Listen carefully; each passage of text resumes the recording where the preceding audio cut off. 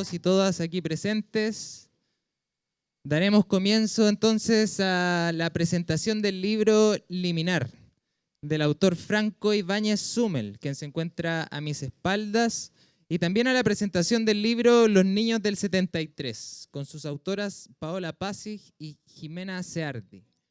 Presentan Leonardo Ojeda y Miriam Leiva. Recibimos a nuestros expositores y expositoras con un gran aplauso, por favor. Sin más que agregar, les dejo con ellos y ellas para que nos deleiten con esta presentación. Muchas gracias por su atención. Gracias. Buenas tardes a todos y a todas. Bueno, a mí me tocó hacer esta tarde un poco el MC en concepto del hip hop, así el maestro de ceremonia o el presentador, ¿cierto? Para que después Franco Ibáñez nos lea sus poemas o haga una performance tipo beatbot, creo yo. Así que eso, en realidad es complejo, difícil resumir en un par de líneas, un par de párrafos la historia de Franco Ibáñez, porque habla un poco también de una historia que surgió en Temuco, cuando él estudiaba español, en los años de los 80. Ya es difícil hablar de la literatura, yo diría nacional, porque siempre es algo que está centralizado en Santiago.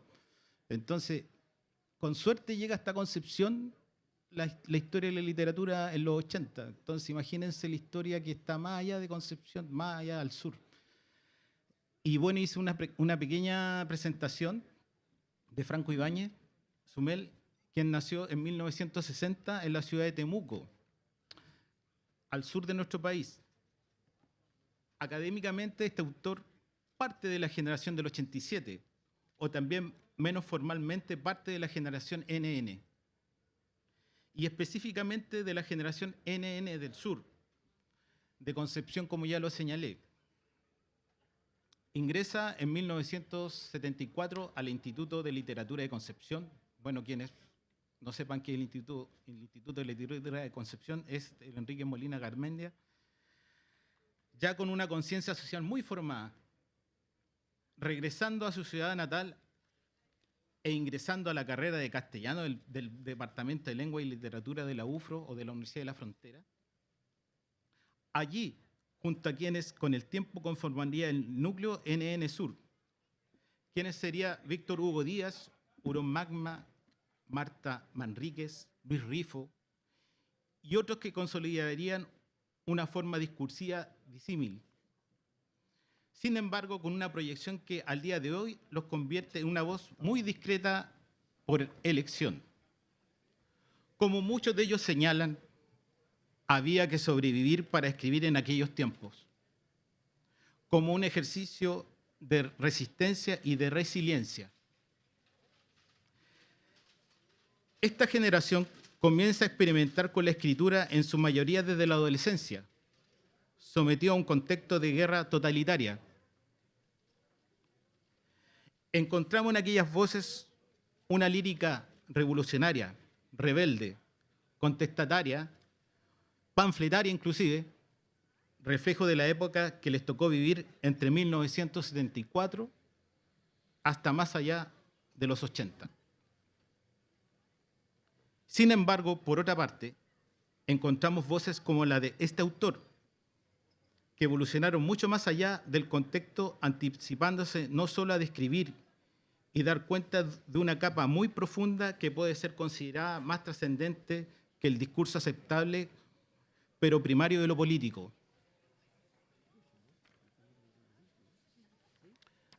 Acá voy a citar a Luis Rifo, en el prólogo de su libro Sobre Vidas, indica que estamos ante una poesía política, en el mejor sentido de la palabra, porque no solo rescata el ambiente paranoico y hostil de la década de los 80, sino que se proyecta casi proféticamente sobre el espíritu de la época que vendrá en los años siguientes. Esto gracias a la manera intuitiva o de amparo, de protección o de defensa con que atrapa los hechos y sentimientos predominantes. Basta citar el poema Luego de las 10, para entender la actitud amnésica e indiferente que prevalece hasta ahora.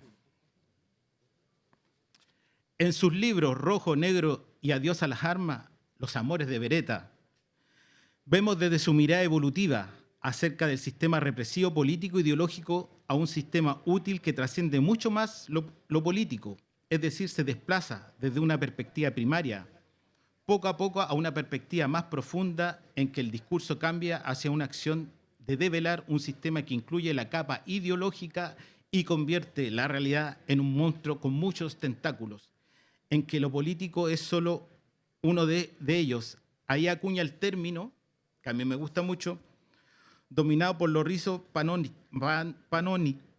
panóptico o postcapitalista también le agregamos ahí, ¿cierto? O tú le agregaste, que es como un concepto que se enlaza como una especie de, con la época más tecnológica, como un sistema nervioso que va mermando las capas y que finalmente nos termina controlando como el Gran Hermano de Orwell 1984.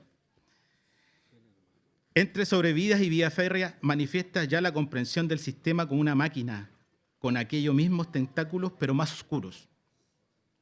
Los temas que cruzan su obra hasta ese momento son del amor, el ciudadano como zombi, el sistema de dominación que el escritor, filósofo y profesor suicida Mark Fisher llama el realismo capitalista.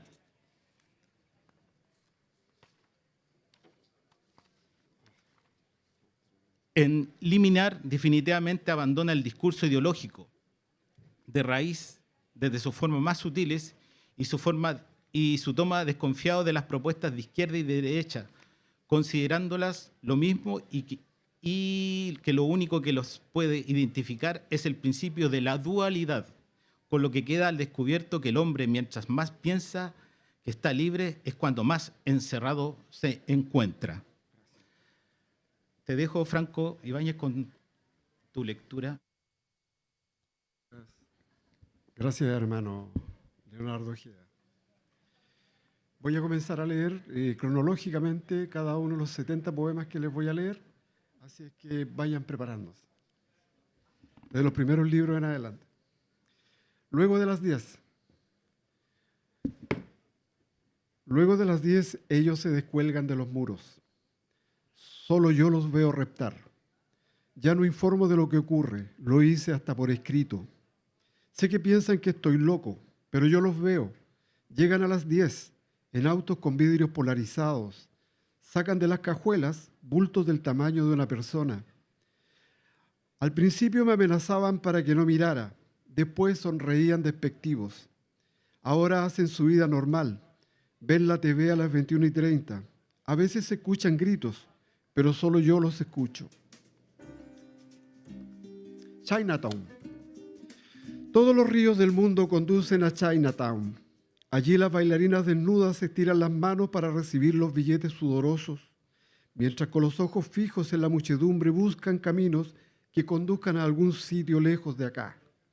Nosotros solo nos sentamos a esperar a que algo pase, algo que nos saque de la espiral sin llegar al extremo de estirar las manos.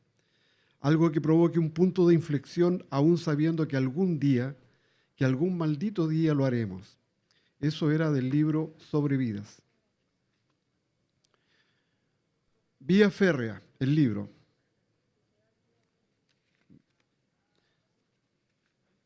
Un final infeliz. El favorito de Jorge Ojeda. Fracasamos, Smith, dice Anderson, mientras observa desolado el horizonte. Vuelve lentamente su rostro hacia mí y con los ojos vidriosos me repite, fracasamos. Siento deseos de llorar, pero me contengo. Quisiera decirle algo que no estoy de acuerdo, que no hemos perdido nada, que siempre hay una posibilidad. Sin embargo, las palabras no salen de la garganta, se quedan allí, en un lugar indescriptible. En el fondo, sé muy bien que por esta única vez posee la razón. Lo puedo ver. Fracasamos. Afuera suena un blues. Sé muy bien que es I Almost Lost My Mind, tocado por Joe Hunter, interpretado por Cole. La niebla es helada y la noche oscura. Al salir del bar, un golpe de aire fresco nos recuerda que una vez también fuimos vírgenes. pero que estábamos en el infierno. La multitud nos arrastra con su suciedad, nos lleva donde no deseamos, pero hay que seguir. Fracasamos, that's all. Perdimos el alma en el camino, pero no la cabeza. Estuvimos a punto. Hubiésemos perdido la cabeza, nos hubiésemos convertido en muchedumbre, hubiésemos comulgado con el enemigo. Allí no fracasamos. Atardeceres en Mogadiscio. Faisá camina por el sendero con tinaja de leche sobre su cabeza y allí piensa en las cosas prosaicas de toda índole que pasan por su cerebro mientras cae la tarde sobre las dunas ardientes. Faisá escucha música. Faisá tiene su propia música. Un tema de Miriam Makeba suena en la radio con la pegajosa y tardía flojera de una tarde de septiembre de 1973, mes y hora locales. Todos sabemos lo que pasa de noche en ciertas casas en los suburbios de la ciudad. Hay títeres desarticulados y sangrantes que danzan para señores que hacen preguntas con gafas oscuras en subterráneos de esta mierda de ciudad. Hay caballeros con trajes oscuros que esperan respuestas, mientras Miriam Makeba canta el patapata, pero no en el Festival de Viña. Faisá mira al horizonte e imagina que nada es peor que su propia vida en esa tierra árida y de nadie. Nosotros sabemos que nada es peor que esperar la muerte inmóviles como títeres sin cabeza. Los amores de Beretta.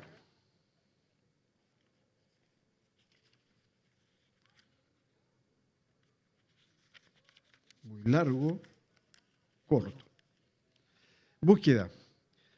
Ahora que lo pienso, tal vez jamás exististe. Hice preguntas como un CNI. Espié ventanas, hice chequeos, golpeé de puertas de casas y departamentos que siempre estuvieron mudos y desiertos. A veces había en el aire un vestigio de vida, como si un instante antes te hubieses evaporado con tus colmillos de plástico, o un cigarrillo recién apagado, o un evanescente perfume a ser humano. Ahora que lo pienso, tal vez fuiste solo una sombra extradimensional, un hiperholograma sutil, ambiguamente sangrante y vacío, letal como estas horas.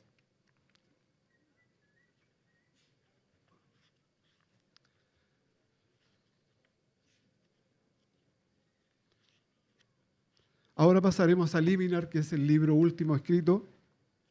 Se los voy a dejar por ahí si alguien quiere llevárselo. Y vamos a leer ya lo último. Aquí ya no soy tan político, pero soy político, pero ya de otra manera, más suave. Me domesticó el sistema. Durante las noches en el desmadre de Sartre, vivimos whisky al seco y tibio escuchando a Cat Stevens. El único desafiante en ese instante, mientras procrastinábamos en las afueras de los bares de una ciudad antigua y borrosa. Yusuf frente al imperio. Las religiones engendraban más religiones y espejos de piedra para seguir dormidos. El poder ya estaba constituido, el resto solo eran corporaciones, y estas a su vez daban origen a ese enorme poder rizopanóptico, al mapa del terreno. Los yuppies se tomaron el downtown en Manhattan, en Chile era Provi, en Conce siempre fue el barrio universitario, en Temuco la avenida Alemania. Pero una cosa fue cierta, no eran kids aún. A pesar de ello, todos fuimos a la guerra, unos en persona, otros a través de la TV. Los restantes tuvieron su propia guerra cuerpo a cuerpo. No era solo Stevens, ni Godfrey en el ring frente a Choso Sayo, ni Kat en el escenario con prohibición de mirar los escotes de la señora High que querían consumir mota escondida de sus maridos. Éramos todos iguales, frente a un televisor en blanco y negro, trasnochando para ver una escena porno en plena dictadura donde solo conseguíamos como máximo ver una teta. Perdónenme, por favor. La vida como el cuerpo es territorio de censura y siempre lo será. La vida como el cuerpo es territorio de poder y siempre lo será. La vida es un campo de ensayo del poder y siempre lo será. Soledad. Los ojos de Soledad son azules como el mar. Uno de ellos, en la parte inferior de la pupila, tiene una franja de otro color, indescriptible. Ese es el color de Soledad. Ella lleva una campana atada al pecho para hacerla sonar cada vez que puede para no gritar.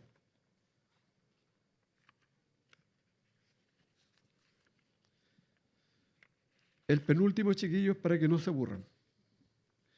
Biggs, un cantante, un músico de jazz que toda su producción de jazz aparecía en las caricaturas de cuando éramos cabros chicos, con el ratón Mickey, el pato Donald, había un jazz bien rápido, ese era Biggs. Biggs murió solo una tarde luchando contra los monstruos, los que él mismo había creado en su mente. Eso también fue en Queens, New York City, la Gotham City de Franco Ibáñez. Soy el hablante lírico. Cuando la culpa y la soledad eran una misma cosa, aunque distintas si estaban lúcidos, e incluso puestas en algún laberinto, falsos positivos, Biggs arrastraba los pies y las heces y decía que debía describir a Dios en medio de este lodazal. Los comunes dejamos siempre la inocencia en una parrilla. Lo aprendimos desde 1973 y a secas con música de Elvis, como siempre. En sótanos de casas sin números aparentes, en calles cuyos nombres fueron borrados mientras todos veían la televisión, para no escuchar los gritos resultado de prácticas bestiales, tanto fuera de cada uno como dentro de cada uno, donde campeaban minotauros de 13 a 24, allí donde nunca se escucha nada porque todo ya se escuchó, excepto por la omnipresente, suave y lejana trompeta de Chet Baker. El último, ahora sí el último. Este poema se llama La verdad sobre el origen. Leo. A Satán lo sacaron entre 4 ángeles con fierros, mientras éste despotricaba en plena asamblea popular, siendo arrastrado con violencia hacia la puerta de salida. El exaltado gritaba que este era un mundo culiado, en un universo reculiado, y que aunque lo siguieran suavizando, el espacio que ocupaba a tal mundo en el universo era un espacio requete reculiado. Y eso no lo cambiaría una cáfila de maricones también culiados. Sic. Aunque lo sacaran de en medio. Eso fue todo, puro y simple. Lo sacaron de circulación ipso facto, por bocón y cochino, según ellos.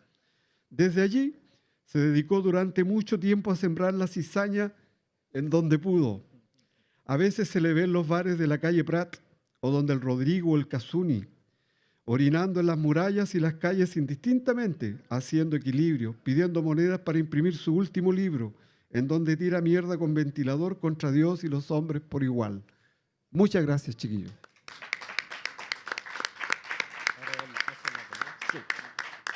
Ahora le doy el paso a mi amiga Paola y a mi amiga Miriam, que van a hacer su trabajo. Yo tengo que retirarme, pero dejaré unos libritos por ahí para quien quiera se los pueda llevar.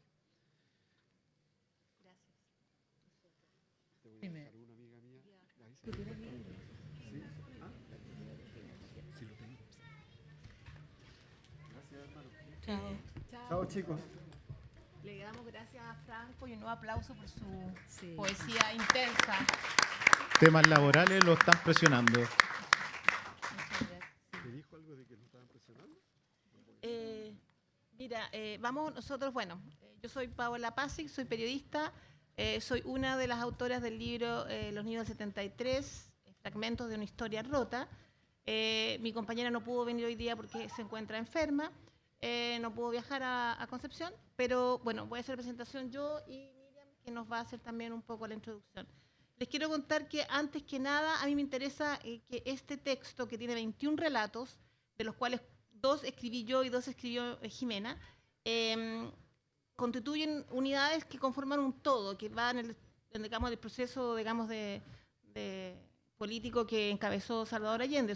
Todos teníamos entre 6 y 12 años en ese momento de la historia. Y para empezar, nos gusta, con un video que se hizo con algunos de los autores que cuentan un poco su experiencia y nos sitúa en la época, nos sitúa exactamente en el contexto de lo que significa este libro. Así que, si se puede transmitir el video.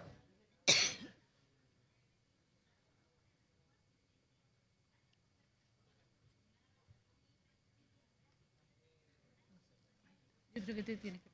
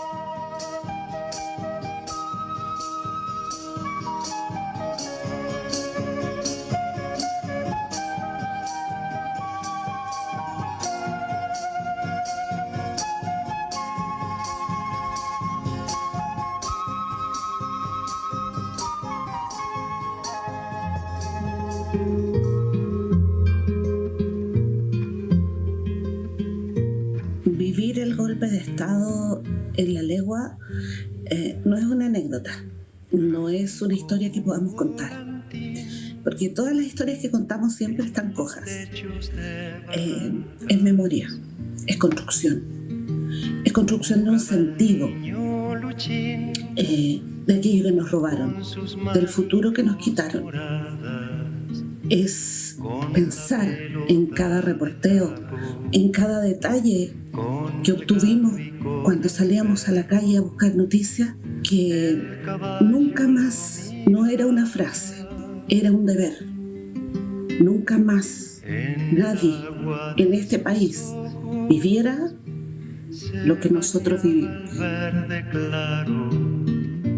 En esa carta, mi madre le pedía a Frei acabar con la campaña del terror dirigida a los niños. En particular con la frase: niño, no temas. Tu madre y yo votaremos por ti. Votaremos por Frei. Mi madre reprobaba que se usara el miedo como argumento. Y como madre y profesora, le horrorizaba que la campaña apelara a los niños. ¿No cree que tocar a los niños es criminal? ¿No hay acaso en su campaña una persona que piense en el tremendo shock que recibirán miles de niños freístas cuando sepan del triunfo del doctor Allende? Preguntaba mi madre en la carta. El martes 12 de septiembre, en esa casa, una de las cosas que se hicieron a la rápida fue esconder esa cinta radial con la voz de mi madre leyendo la carta a Frei, grabación que había realizado en la radio en un programa de Laurita Allende. Mi familia estaba dividida políticamente, lo que no impedía que hubiera buenas relaciones entre la rama materna, que simpatizaba con la izquierda y el proyecto de la Unidad Popular. Tenía varios tíos que pertenecían al PC, y la rama paterna, que era por encima de todo alessandrista. De esas dos aguas bebí, lo que explica que en mi cabeza de niño convivieran sin miramiento canciones como El Venceremos o El Pueblo Unido y consignas anti-allendistas que combinaban al chicho a darse una vuelta en el aire. Esa mirada naif, ingenua, fue cambiando con el tiempo. Llegó el golpe, la dictadura arrastró su manto de muerte, y aunque yo crecí ajeno a ese horror, con el tiempo supe que mi familia no se había librado del todo. Hubo familiares perseguidos, a mi tío Floro lo torturaron, tuvo que partir al exilio, pero quien se llevó la peor parte fue una prima lejana de mi madre a quien yo no conocí. La tiraron desde un helicóptero al mar, muerta, quebrada, estrangulada. Aún así, ella siguió luchando y salió a flote para decir sin palabras que la vida puede triunfar ante la barbarie.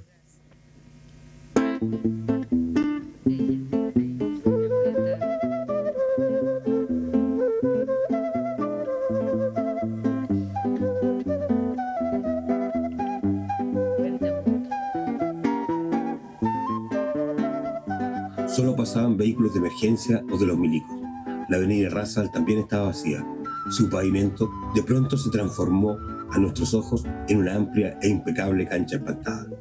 Ese fue el segundo acto de resistencia. Jugar una pichanga en el Razal en medio del golpe militar y en pleno toque de queda. Partimos a cumplir un antiguo anhelo de pichangueros de calles estrechas. Iniciamos un rápido picado. Nada de solemne y sin ninguna regla, salvo tomarla con la mano. Y jugamos hasta que un ensordecedor traca, traca, traca, traca, nos congeló el aliento. Desde un helicóptero, un megáfono nos daba 30 segundos para entrar en nuestras casas. Sin respetar la legendaria regla del último gol gana, corrimos a escondernos cada uno a la suya. Pichanquero que arranca, gritó uno. Milicos culeados, añadió otro. Yo tenía 6 años para el golpe del 73 y dentro del contexto del dolor, de la desesperanza, de los miedos, mi mayor preocupación como niña era cuidar y proteger mi colección de cuentos de esta editorial. He logrado dimensionar la importancia de la creación de la editorial Quimintú como una de las grandes transformaciones de la época que permitió democratizar la cultura y permitir el acceso al libro y a la lectura al pueblo. Pero lo que sí tengo muy vivo hasta hoy es el ejemplo, la fuerza, esa energía que me viene de esos hombres, de esos trabajadores, de esos dirigentes que decidieron tomarse la empresa en situaciones muy complicadas, en situaciones de vida o muerte, para defender lo que ellos consideraban muy propio, que era el gobierno popular del presidente Allende. Esa fuerza, esa energía que ya viene desde ese lejano día de septiembre del 73, sigue viva. Y es lo que trato de representar y es lo que trato de darles a entender a los niños, a los jóvenes que tengo cerca, que hay que luchar por lo que uno considera justo, hay que luchar por lo que uno considera que corresponde.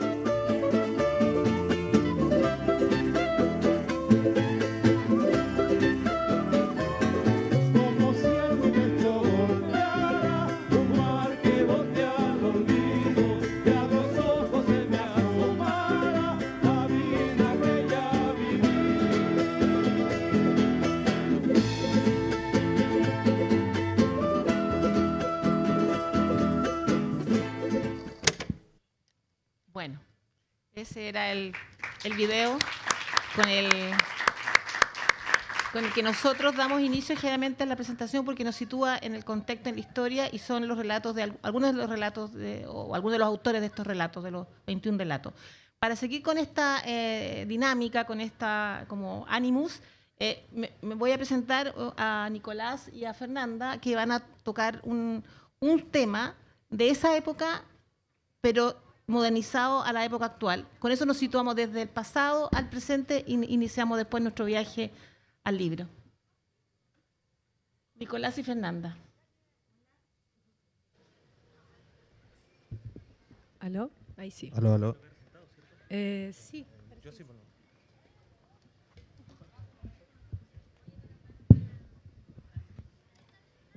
Gracias. Hola, bueno, agradecer la instancia, y esta es una canción de Quilapayún, se llama Retrato de Sandino con sombrero. Bueno, aquí va. ¿Suena?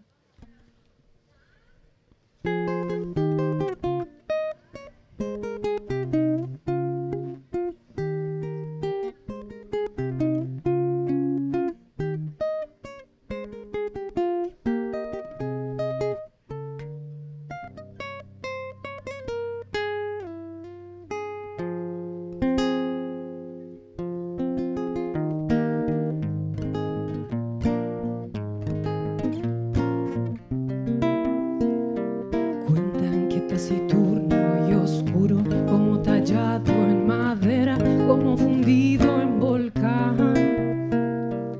Era Sandino y que de lejos a veces se confundía con la quietud del Breñal. Cuentan que se educó en la intemperie y que a las bestias del monte copió su forma de andar. Ahí fue que ejercitó la mirada, la calma, la ligereza, la agilidad del jaguar. Allá va el general, un rayo de luz sobre el trigal. Allá va el general, como una estrella sobre el mar. Fresco como la greda, reseca como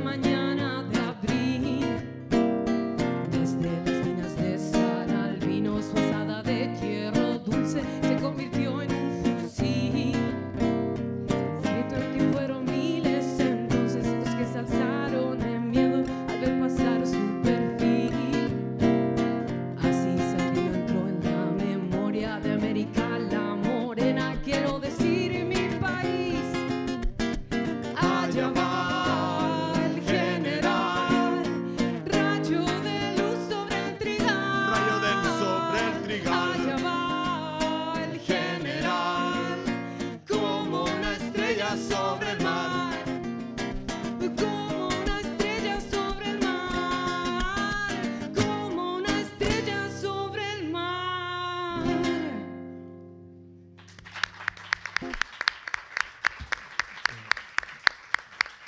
Gracias a Nicolás y a Fernanda. Muchas gracias. Que nos sitúan acá. Bueno, aquí tuvimos imágenes y tenemos sonido en música, cultura, que fue algo que nos acompañó mucho en la época entre el 70 y el 73.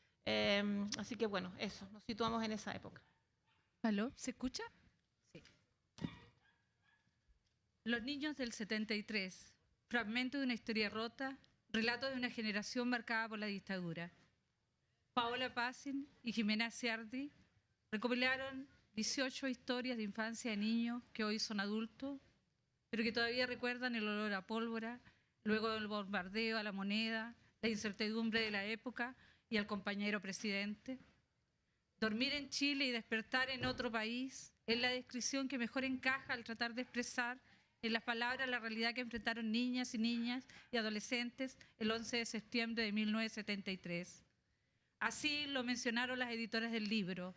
Los libros del 73, fragmento de una historia rota, Paola Pacin y Jimena Ciardi, ambas periodistas nacionales con amplia trayectoria.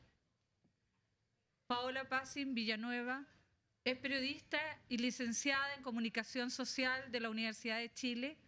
Ha sido corresponsal del diario La Época, académica de la Universidad de Playa Ancha entre 2020 y 2021, editora de política durante 10 años en el Mercurio de Valparaíso, donde realizó una entrevista diaria durante 5 años y encargada de prensa del ex convencional académico y Premio Nacional de Humanidades Agustín Esquela, tanto en su campaña como en el ejercicio del cargo. Actualmente es directora de comunicaciones del Ministerio de Agricultura. Aún cuando Jimena Ciardi no asistió por estar enferma, debo leer su presentación. Jimena Ciardi Jacob es periodista y magíster en educación. Actualmente ejerce como docente en la Universidad de Playa Ancha. Aparte de su trabajo periodístico, en medios escritos ha sido autora de 8 libros en calidad de escritora fantasma, con una familia materna cuyos miembros militares en el PS y en el Partido Comunista y en el MIR, y un padre que participó en el equipo de estudios de la campaña de Alessandri en 1970, vivió los traumas y las contradicciones de muchos niños del 73. La deuda con la verdad y la justicia y la reparación de este país fragmentado sigue vigente, puesto que han transcurrido más de 49 años de democracia y impunidad para muchos de los responsables de los crímenes de la dictadura militar. La misma cantidad de años bajo una constitución escrita en medio de tortura, desapariciones y muertes. Los niños del 73, fragmento de una historia rota, es una recopilación de recuerdos. Al leer el libro y las historias de estos niños, ustedes van a recordar esa época y les va a traer esa memoria que ojalá nunca se pierda. Dejo con ustedes a Paola Pacin. Gracias, Miriam. Bueno, yo a mi presentación le puse el viaje, porque en realidad este libro nos ha sumido en un viaje muy especial, en un viaje inesperado. Este libro partió hace 3 años, partió en 2019, en pandemia, surgió la idea, y han sido estos últimos meses, desde que salió a la luz, que fue en septiembre del año pasado, han sido 5 meses súper intensos, llenos de sorpresas, como por ejemplo haber ganado el premio a la investigación, a la mejor investigación periodística en la revista, en la librería Que Leo de Forestal, y haber encabezado también durante octubre, noviembre y diciembre la lista de los libros más vendidos en esa misma librería.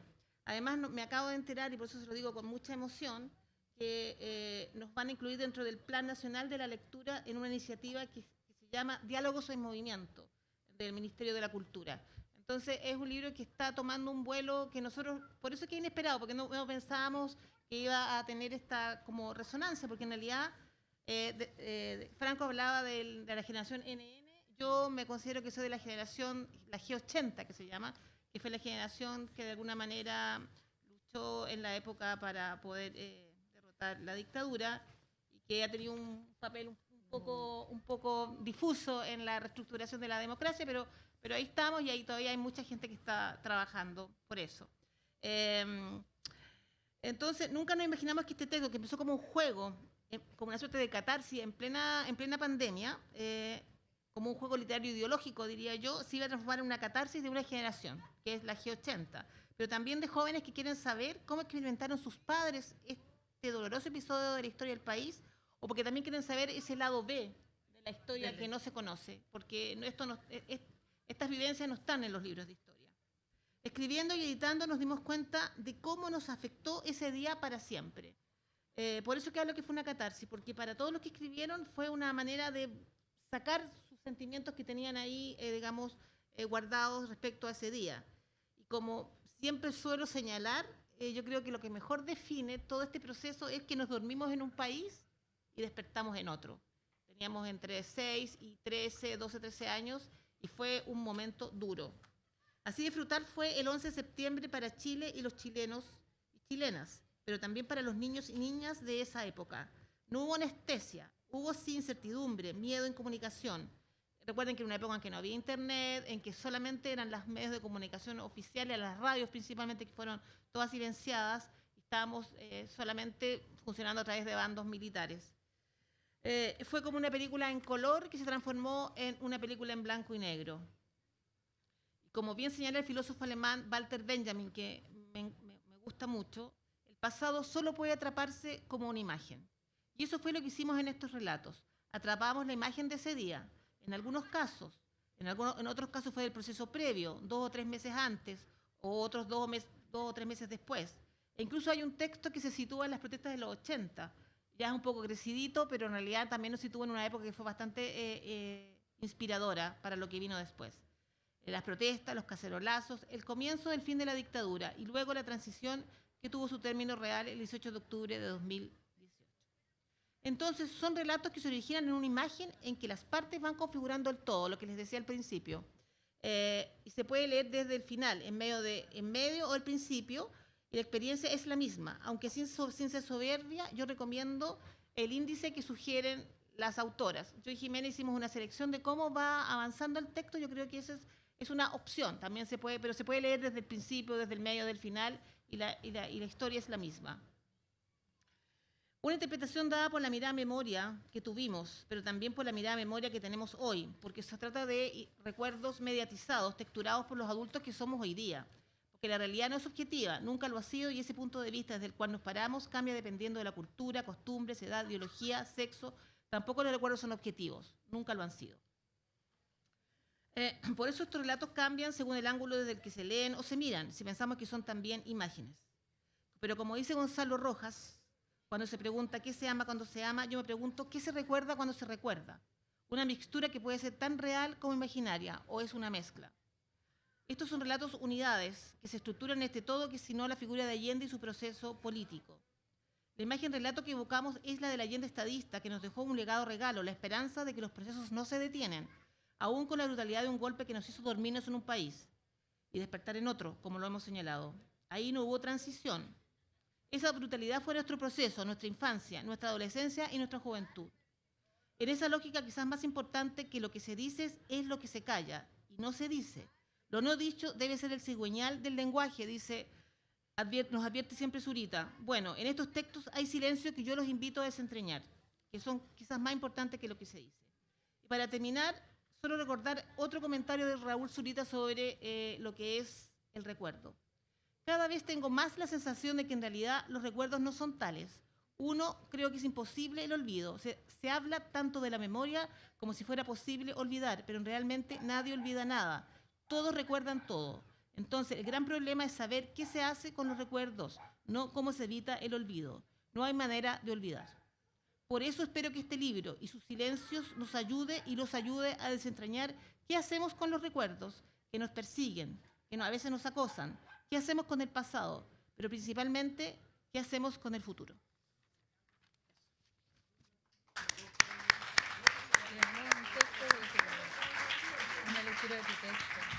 Yo no sé si me alcanzo, empezamos un poquito más tarde, pero me gustaría leer dos textos, dos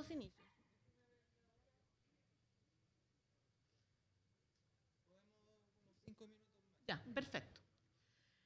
Se llama Hacémosla con leche, este texto. Sí, sí, sí. El compañero presidente ha muerto, se escucha en Radio Moscú. Con mi hermana levantamos la vista, ya que estamos leyendo unos mampatos viejos, y miramos a mi mamá que tiene los ojos aguados.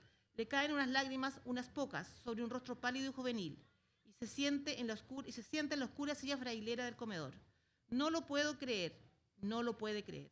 Nosotras tampoco, se soba las manos y suspira. Solo hay incertidumbre, la información es fragmentaria y nadie sabe mucho lo que de verdad está pasando. Dicen que habrá toque de queda y ya se ven algunos militares pululando los estrechos pasajes que separan los bloques de la Villa Robert Kennedy en calle 5 de Abril con las rejas. Más temprano habíamos escuchado el último discurso que dio Allende en Radio Magallanes, con una voz metálica que a ratos me recuerda el disco Alturas de Machu Picchu que hay en la casa, recitado por el mismo Neruda. Llamó Allende a pensar no en el ahora, sino en el futuro. No lo entendí mucho, pero parecía triste y desolado como mi mamá. Habló del hombre libre, de las grandes alamedas, de que otros vendrán más adelante a terminar lo que se había comenzado.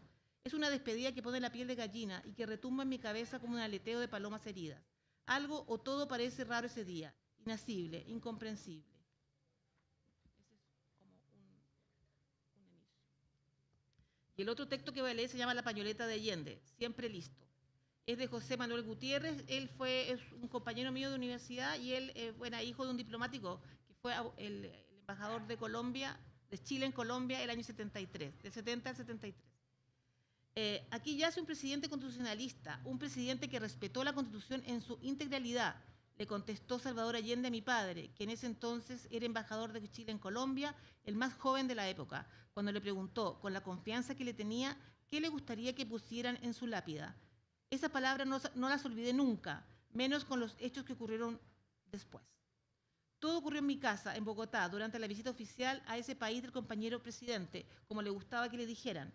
Junto a su comitiva, entre las que se encontraba la Tencha, la Payita y miembros del GAP, fueron 4 días entre el 28 de agosto y el 1 de septiembre del 71. Yo tenía 12 años.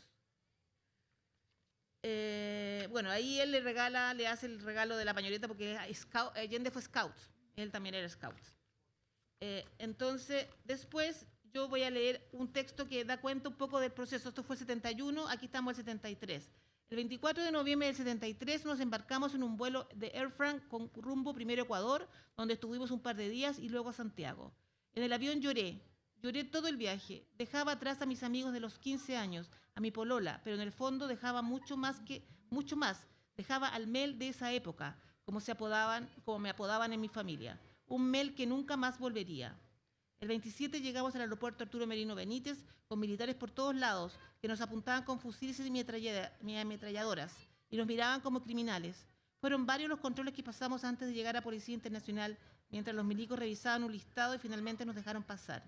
No recuerdo que intercambiamos una sola palabra hasta llegar a casa con mi padre. Bueno, estos son algunos de los relatos que tiene este texto, que tiene este libro, que tiene 21 cuentos, como les comentaba, que no son cuentos, son cuentos de verdad, o sea, son relatos acuentados, les llamo yo, porque en el fondo son textos reales que están escritos de manera acuentada para que sean fáciles de leer, para que lleguen a la gente, para que lleguen a los niños, especialmente a los adolescentes, porque lo que nosotros buscamos con Jimena es que estos textos sean leídos especialmente por los más chicos, para que ellos nunca olviden y sepan cómo fue este proceso y nunca más, en el fondo, para que no ocurra nunca más lo que nosotros tuvimos que vivir en esa época, en lo cual la incertidumbre era lo que prevalecía. Bueno, eso nomás. Si alguien quiere hacer alguna pregunta o quiere decir algo, aunque sea cortito, pero nosotros nos demoraron. Sí, lamentablemente no tenemos espacio para...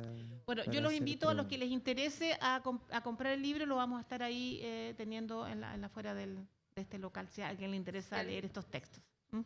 ¿Ya? Eso, muchas gracias.